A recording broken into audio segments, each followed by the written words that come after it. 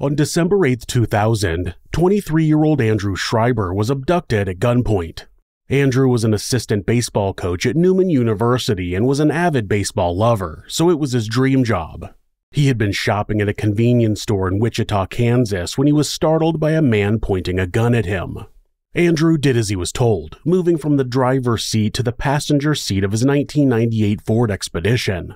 The gunman pulled the SUV into an alley and another armed man got into the vehicle. Andrew was a young, fit athlete who kept on the right side of the law. This kind of danger was completely foreign to him and he was terrified, but managed to keep his cool. He followed the orders his abductors gave him as they drove from ATM to ATM and withdrew the maximum sum of cash from each. Andrew would later say, quote, "I was just hoping that if I did what they said, they'd let me live." The men drove the SUV around a bit before driving to a field nearby. When they arrived at the location, Andrew's anxiety reached its peak, but instead of turning the gun on him, the two men told him to lie on the floor of the back seat. They told him that they would leave the keys in the road and then they asked him if he had a spare tire. When he said yes, they shot at one of the tires of his car and told him to wait 20 minutes before moving. Then they stole his watch and fled the scene. As Andrew made his way back into town to report the crime, he had no way of knowing that what he'd experienced wasn't a one-off incident. In fact, it was the beginning of a crime spree that would terrify the city of Wichita. This is Monsters.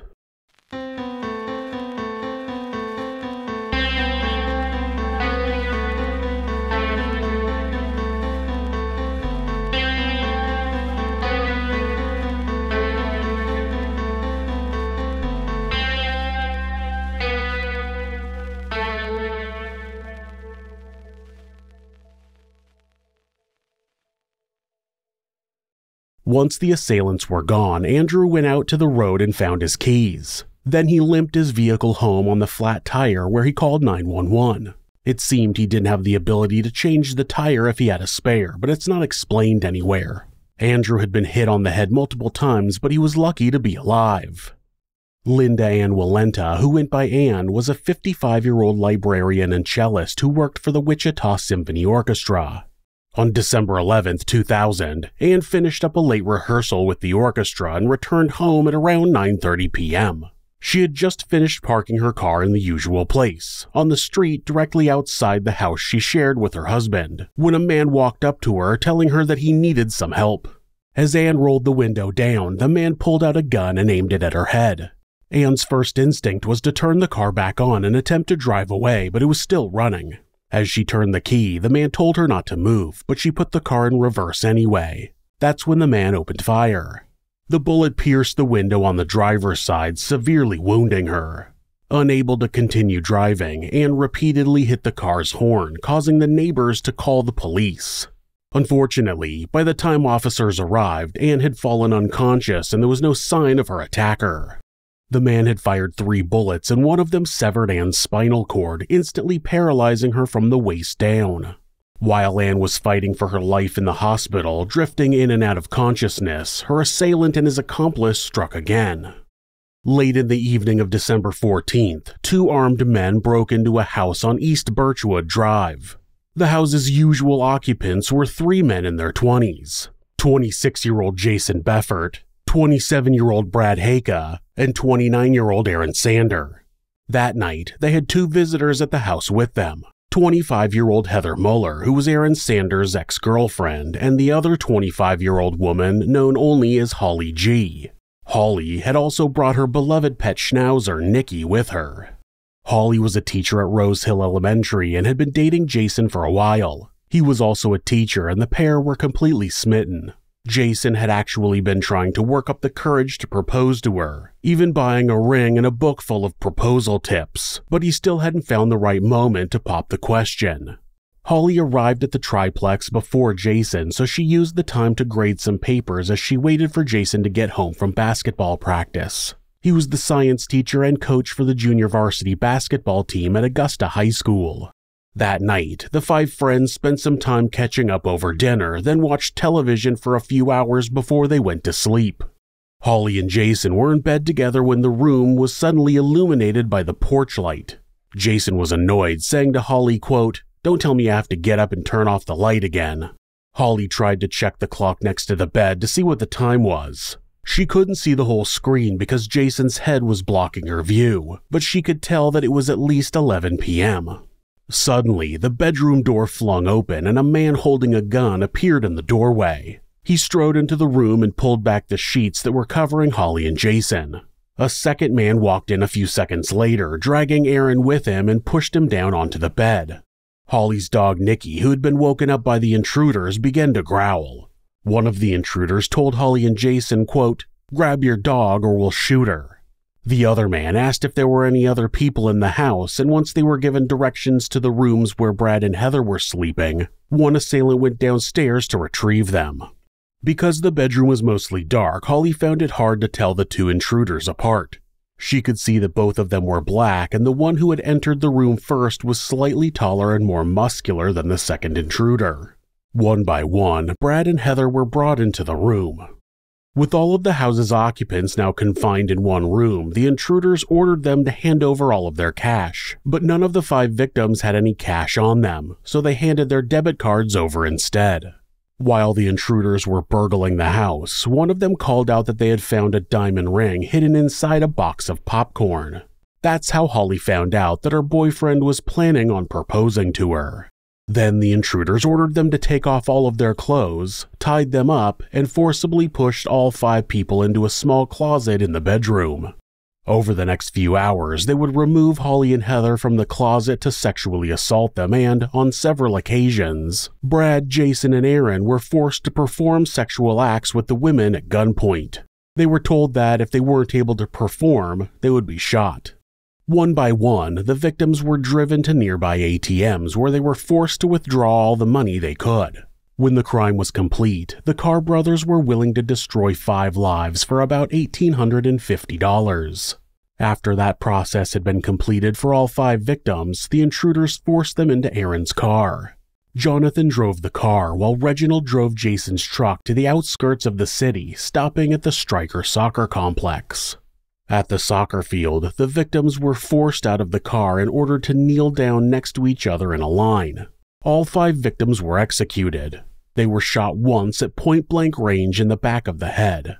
As the attackers fled the scene, they carried out one last act of violence, deliberately driving the truck over the dead bodies of their victims. Heather, Brad, Jason, and Aaron were either dead or dying, but miraculously, Holly was still alive. She had been wearing a plastic barrette in her hair, and the bullet had glanced off the smooth plastic, grazing the side of her head and fracturing her skull instead of entering her brain. In the dark, her attackers hadn't noticed that Holly was simply stunned instead of dying. Holly had been awake when she'd heard the intruders talking about what to do next, and she'd been awake when they had slowly, deliberately driven their truck over her body. Once she was sure that the killers were gone, Holly desperately tried to save Jason's life by bandaging his head wound. At that point, Holly was freezing cold. She was completely naked and not wearing any shoes, and the ground was covered in snow. Despite the weather, the bullet wound to her head, and the fact that she'd recently been run over, when she saw a building in the distance, she managed to walk over a mile to get to the front door. On her way, every time she saw headlights, she dove to the ground and covered herself with snow because she was afraid the monsters that had terrorized her were coming back. When the homeowners saw a bleeding, naked woman on their doorstep, they let her inside the house and called 911. Holly was concerned that she was going to die from her injuries, so she rushed through the description of the crime, sharing as much information as she could with the 2 strangers who had invited her into their home. Police and ambulances rushed to the scene, but it was too late to save any of Holly's friends.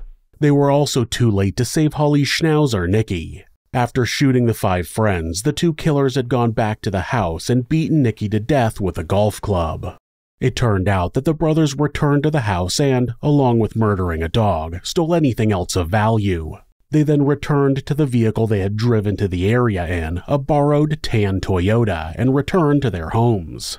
The horrifying nature of the crime shocked the community, and the events that had taken place that night soon became known as the Wichita Massacre. Shortly after the murders, the police arrested a man matching the description of one of the killers. His name was Reginald Carr. At the time he was apprehended, Reginald was carrying Heather Muller's watch and Jason Beffert's gas card. A brief search of his apartment revealed a collection of other items that belonged to the victims, but there was no sign of whoever his accomplice in the crimes had been. When the news that one man had been arrested in connection to the crime broke, a tip was quickly called in to the police. Reginald's brother, Jonathan Carr, was staying at the apartment of one of his friends, and the friend was watching the news when she saw a report about Reginald's arrest. Immediately, she knew who the accomplice was. Reginald had committed the crimes with his own brother. The friend and her mother called the police, telling them that they believed they knew who the killer was. Jonathan was quickly arrested, and just like his brother, he was in possession of multiple items that belonged to the victims. One of them was a diamond engagement ring, the one that Jason had planned to use to propose to Holly. Based on the evidence, the police theorized that the Carr brothers' motive had truly been financial. Once they decided they were going to rob people, they saw no reason why they shouldn't sexually assault, terrorize, and murder their victims. Ann Walenta, who was still in critical condition, positively identified Reginald Carr as one of her assailants. Shortly afterwards, she passed away from her injuries, increasing the Carr brothers' death toll by one more victim. But despite being shot in the head, one of the victims of the Wichita Massacre survived to testify at the Carr brothers' trial, Holly G. As the date of the trial came closer, media outlets speculated that the crime may have been racially motivated because all of the victims were white and Reginald and Jonathan were black. From the moment that Reginald and Jonathan were arrested, race had become a key factor in the coverage of the case, even though there was no concrete evidence to suggest that race had been a factor in the killings. During jury selection, the prospective jurors were questioned on their views about race as well as what they already knew about the spree of crimes that Reginald and Jonathan had carried out. One potential juror was excused because he had a strong moral opposition to the death penalty. 3 more were excused because they personally knew at least one of Reginald and Jonathan's victims. Finally, a jury was selected, 5 women and 7 men. The 12 jurors sat through an emotional and gruesome collection of testimonies. Dr. Scott Porter, a trauma surgeon, used a mannequin to demonstrate the fatal gunshot wounds that had led to Ann Walenta's death. His description was so detailed and graphic that one of the jurors fainted and had to be examined at the hospital. Andrew Schreiber, the Carr brothers' first victim, told the story of how he was abducted and robbed, and then he and his car were dumped in a field. He was able to positively identify Reginald as being one of the perpetrators, but was unable to say whether or not Jonathan had been the second assailant. In the early days of the trial, Holly was called to the stand. She painstakingly described the fear and pain that the Carr brothers had put her and her friends through, telling the court that she and Heather had been repeatedly raped and that the brothers had forced their male friends to engage in sexual activity with her and Heather at gunpoint. At one point, one of the brothers had told one of the men that he would be shot if he couldn't perform. Mary Dudley, the coroner for Sedgwick County, described the fatal wounds that had been inflicted on the victims. They hadn't just been shot at point-blank range. Heather and Aaron had actually been shot with the muzzle of the gun pressed to the back of their heads. Holly, Brad, and Jason had all been shot by someone standing slightly farther away. Jonathan Carr's attorney asked Mary if that could mean that only one of the brothers had shot the victims, but Mary replied that it was impossible to tell. Forensic experts testified about Holly's survival, proving that the small hair clip she had been wearing was likely the only reason that she had been able to survive her head wound. Amongst the other charges against them, Reginald and Jonathan were also facing a count of animal cruelty for their killing of Holly's dog. A crime scene investigator testified that Nikki had been beaten to death with a golf club before being stabbed repeatedly with an ice pick. To prove that the Carr brothers had robbed the house on East Birchwood Drive, the prosecution brought a large collection of items into the courtroom. All of them had belonged to the victims, and all of them had since been found in Reginald's apartment. The items ranged from jackets and shoes to remote controls, a tool set, and a big screen TV. One by one, family members and friends testified that those items belonged to the victims. A forensic investigator told the court that Jonathan had lost one of his shoes while attempting to run from the police. The print of that shoe exactly matched a footprint that had been lifted from the garage floor at East Birchwood Drive. The investigators had also been able to link Ann Walenta and Andrew Schreiber's crimes, after finding that bullets from the same gun had been used to fatally wound Ann and shoot the tires of Andrew's car. Shell casings from that same gun had also been found in the house on East Birchwood Drive. However, the gun had been dumped on the side of the road only a couple of blocks away from the soccer field where the victims were killed. Without a DNA link, that meant that, even though the gun had been used in all 3 crimes, it was impossible to prove that the weapon had belonged to either of the Carr brothers. Fortunately, there was also other forensic evidence that placed the Carr brothers at the crime scene. Jonathan's semen had been found on the carpet at East Birchwood Drive, and it was also a match to swabs taken from Holly after she survived her ordeal. While Reginald's semen wasn't found in the house, spots of Heather Muller's blood had been left on his clothing. After the assault, Holly had contracted a sexually transmitted disease which she had likely caught from Reginald, whose ex-girlfriend reported that she had the same condition. Even the people close to the Carr brothers didn't believe they were innocent. Reginald's girlfriend, Stephanie Donnelly, took the stand saying that she had become suspicious when Reginald suddenly had a lot of cash in December, even though he didn't have a job. When she asked him how he was getting this money, Reginald told her that he had been entering his pet pit bull into illegal dogfights and the cash came from the winnings. During that same month, Reginald had moved several items into Stephanie's house, which were later identified as belonging to his victims. Stephanie had also testified that, on December 14th, she had let Reginald and his brother borrow her car at around 5:30 p.m. They returned the vehicle to her 12 hours later after the Wichita Massacre had taken place. Tronda Adams, Reginald's friend whose mother had tipped off the police, testified that he had come to her house on the evening of December 11th and handed her a handgun. She had no idea that it was the gun that he had used to rob and fatally shoot Ann Walenta only an hour before.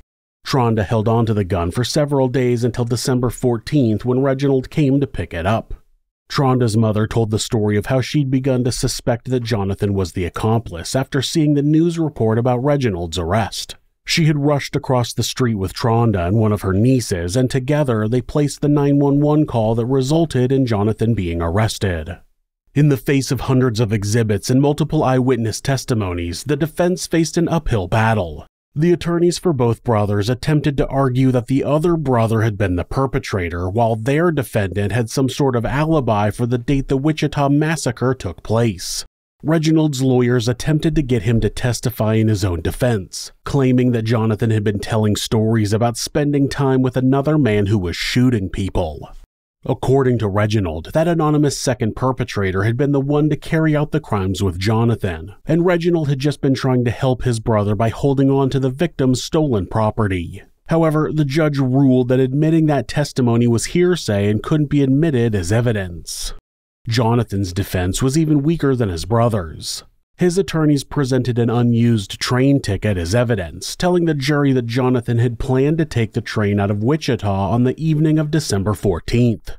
However, he hadn't ended up using the ticket, not because he had been carrying out a quadruple robbery and homicide. No. It was because he had somehow become lost and had missed his train completely. His defense also leaned on the fact that Reginald had been positively identified as the perpetrator more consistently than Jonathan, and Reginald had also been the brother who was in possession of more of the victim's stolen property.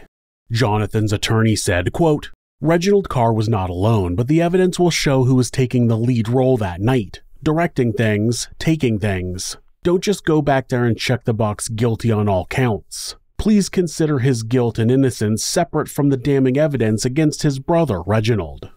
During the closing arguments, one prosecutor said to the jury, quote, "This is a crime driven by greed and lust, by selfishness, and driven by twisted sexual gratification." Finally, the trial came to a close and the jury began their deliberation. On November 4th, 2002, they came back with their verdict. Reginald and Jonathan Carr faced a total of 113 criminal charges, and they were convicted of almost all of them, including 1 count of first-degree murder, 4 counts of capital murder, and a collection of charges for the robbery, sexual assault, and kidnapping of their victims. Crucially, the men weren't just convicted of sexually assaulting their female victims. They were also convicted of raping the male victims who they had forced to engage in sexual activity. And, for the beating and stabbing of Holly's dog Nikki, they were found guilty of animal cruelty. Now the jury were left with an even more difficult task, deciding what the appropriate punishment was for the crimes the Carr brothers were guilty of. During the penalty phase of the trial, the residents of Wichita were calling for both brothers to be executed. One local man bought 2 human-shaped dummies with dark skin representing Reginald and Jonathan, and then displayed the dummies hanging from a tree in his yard. That display caused a public outcry because it reminded the community of the lynchings of black men that had taken place in the past. After a large number of other residents complained about the dummies, the man agreed to take them down, claiming that he had only been trying to show his distaste for the Carr brothers and that he hadn't been making a racial statement. The Carr brothers' attorney called on witnesses to describe the brothers' upbringing, hoping to paint their clients in a sympathetic light. Like many people who end up carrying out evil acts, both Reginald and Jonathan Carr had a troubled childhood filled with violence and abuse. Reginald and Jonathan's mother, Janice, told the jury that her 2 sons had grown up in a household that didn't show physical affection or celebrate holidays. She stated that the boys had a traumatic childhood. One of their sisters died when she was 3, and their father was often violent to Janice. One day, Janice had had enough. She told the court, quote, "I picked up a bat and beat him with it. I told him he wasn't going to hit me again."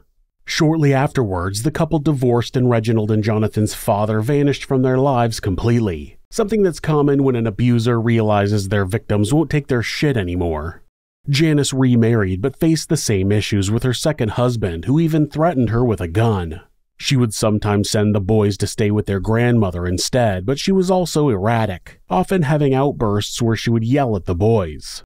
Finally, Janice turned towards her sons and spoke to them directly. She said, quote, "I don't know what went wrong, but I love you. I'm sorry if I did something wrong. I'm sorry."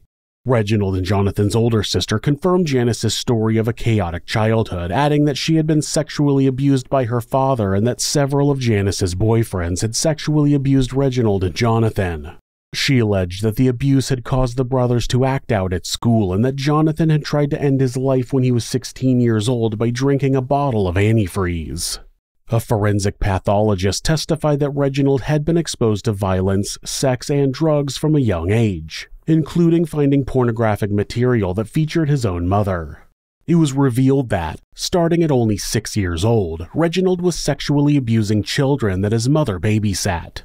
At 11 years old, he was being given drugs and alcohol by his older relatives, and by the time he started 8th grade, he had attended a total of 8 different schools. He started dealing drugs at 13, and his own mother was one of his customers.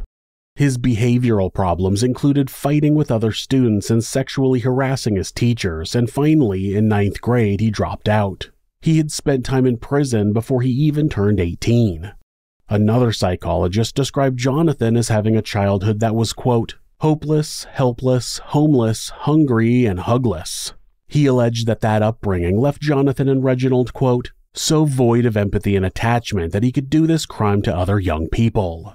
However, both psychologists agreed that Reginald and Jonathan were able to tell the difference between right and wrong, but they simply didn't care about doing the right thing. Both Andrew Schreiber and Holly G. chose to make further statements to the jury.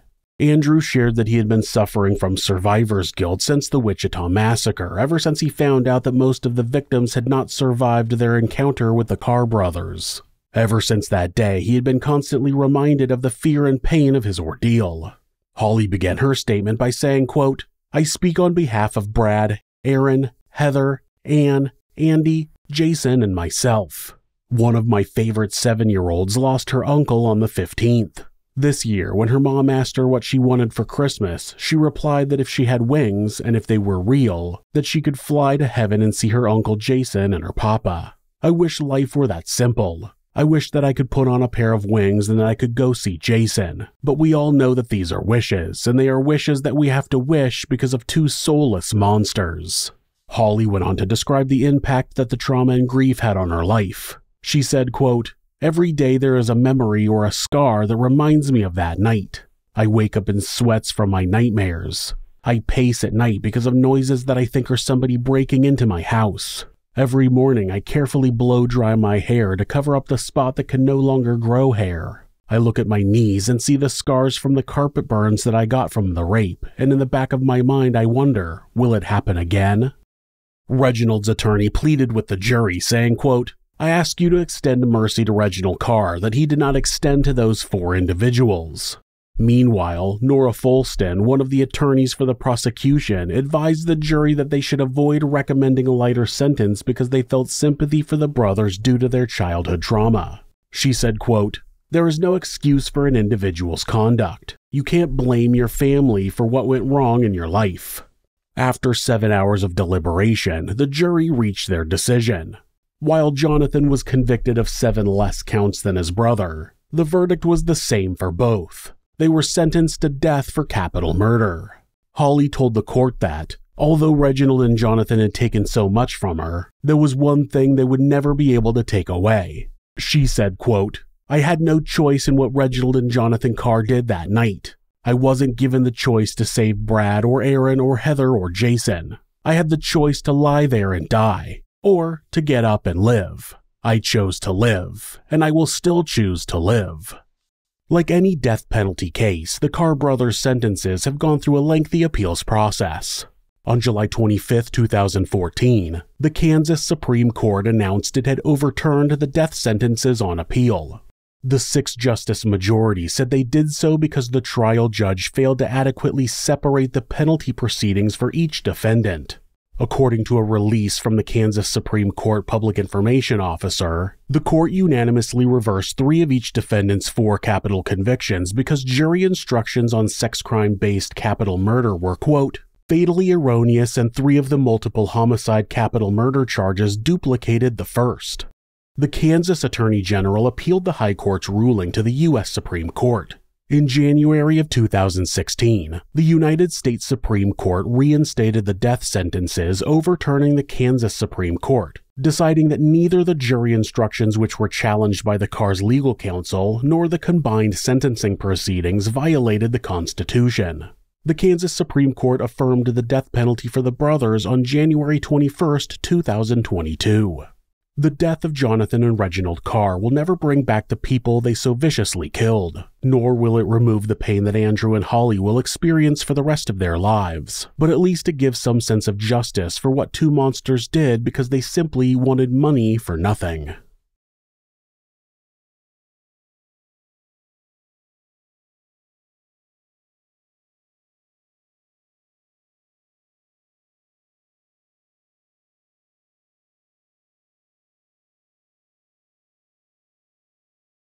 If you're a fan of true crime, hit subscribe and turn on notifications so you don't miss an episode. You can also hit like or leave us a comment. You can check out our other show, Somewhere Sinister, on YouTube or anywhere that you listen to podcasts. If you'd like to support the show, check out our merchandise at thisismonsters.com. The link is in the description. Thanks again, and be safe.